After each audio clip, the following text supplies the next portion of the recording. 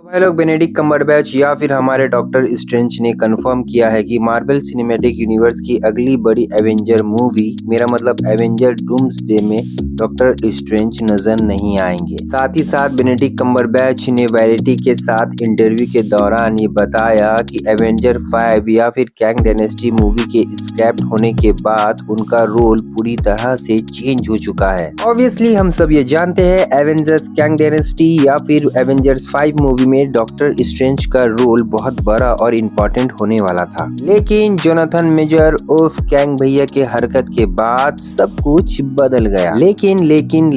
Doctor strange MCU की much awaited movie Avengers secret war का हिस्सा जरूर होने वाले हैं, बल्कि उनका एक बहुत ही बड़ा और इम्पोर्टेंट रोल भी होने वाला है एवेंजर्स सीक्रेट वॉर में। और इसी के साथ अपने रोल को लेकर और एक बात का खुलासा करते हुए बेनेडिक्ट कम्बरबैच ने कहा कि डॉक्टर स्ट्रेंज का रोल मल्टीवर्स के डिफरेंट चैलेंजर्स को टैकल करने में एक महत्वपूर्ण योगदान देगा, क्योंकि obviously Avengers doomsday is all about doctor Doom, जहां डॉक्टर डूम की स्टोरी को पूरी तरह से सेटअप किया जाएगा और पूरी दुनिया को ये दिखाया जाएगा कि डॉक्टर डूम को मार्वल सिनेमैटिक यूनिवर्स का सबसे पावरफुल विलन क्यों कहा जाता है। ऐसे में doctor Doom versus doctor strange को दिखाना बहुत जल्दबाजी होगा। मेरे हिसाब से डूम्सडे में डॉक्टर डूम के पूरी आतंक को दिखाना चाहिए और सीक्रेट वॉर में doctor Doom versus doctor strange का आमना सामना होना चाहिए। और अगर डॉक्टर स्ट्रेंज की स्टोरी को कंटिन्यू करना है तो मल्टीवर्स ऑफ मैडनेस की पोस्ट क्रेडिट सीन में हमें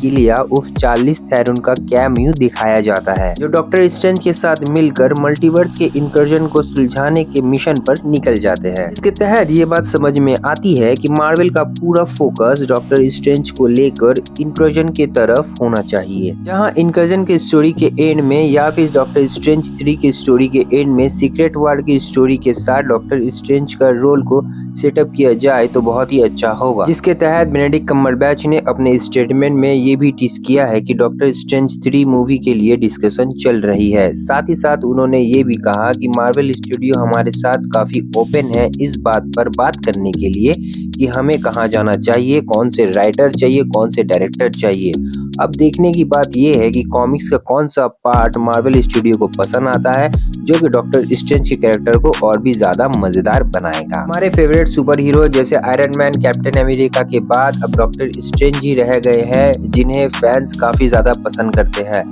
थैंक्स टू उनकी ग्राउंडेड और प्लेफुल एक्टिंग जो सोलो मूवी और क्रॉसओवर मूवी में हमें दिखा है। डॉक्टर स्ट्रेंज 3 की रिलीज डेट मेरे हिसाब से डूम्सडे के बाद और सीक्रेट वॉर के पहले में होना चाहिए, क्योंकि बेनेडिक्ट कम्बरबैच ने जिस तरह से अपने आप को टीज किया है कि वो डूम्सडे का हिस्सा नहीं होने वाले बल्कि सीक्रेट वॉर में एक अहम रोल में हमें दिखने वाले हैं, तो उससे पहले उन्हें डॉक्टर स्ट्रेंज 3 को लाना चाहिए, जहां हमें दिखाया जाएगा कि किस तरह और कौन सा रोल वो प्ले करने वाले हैं डूम्सडे में और वो कितना इम्पोर्टेंट होने वाला है।